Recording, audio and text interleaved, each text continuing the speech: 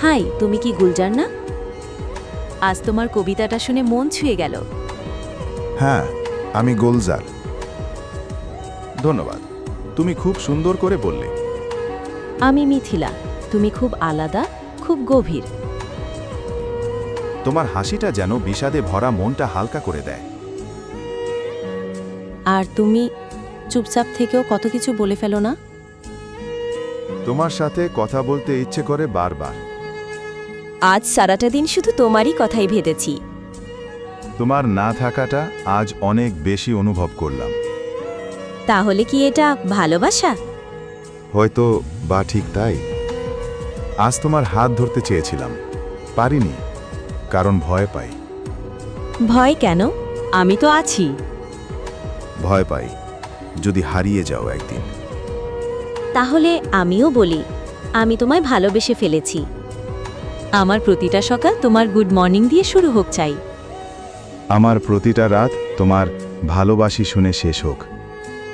তুমি আমার অভ্যাস হয়ে যাচ্ছে। তুমি আমার অস্তিত্ব। তোমার ফোনে একটা মেয়ের নাম দেখে ভয় পেয়ে গেছি। মিথিলা, ও আমার কাজিন। তুমি প্লিজ ভুল বোঝো না। ভুল বুঝিনি, তবুও বুকটা ব্যথা করে। তুমি শুধু আমার কথাটা বিশ্বাস করো। আমরা কি বদলে যাচ্ছি, গুলজার? ভালোবাসা কখনো বদলায় না, হয়তো ব্যথা বাড়ে।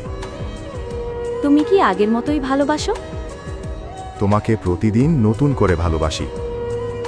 আজ আমি ক্লান্ত গুলজার, ভালোবাসতে ভালোবাসতেই ফুরিয়ে গেছি। মিথিলা, প্লিজ এমন কথা বলো না। বিদায় দাও আমাকে। ভালোবাসা অনেক দূর নিয়ে গেল, কিন্তু গন্তব্যে নয়। মিথিলা, শুধু একটা বার দেখা করো, আমি আজও অপেক্ষায়।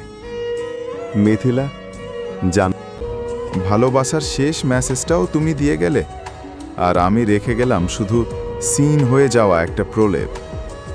আরও সুন্দর ভিডিও তৈরির অনুপ্রেরণা দিয়ে আমাদের ছোট্ট পরিবারের সাথে যুক্ত হও। আসসালামু আলাইকুম।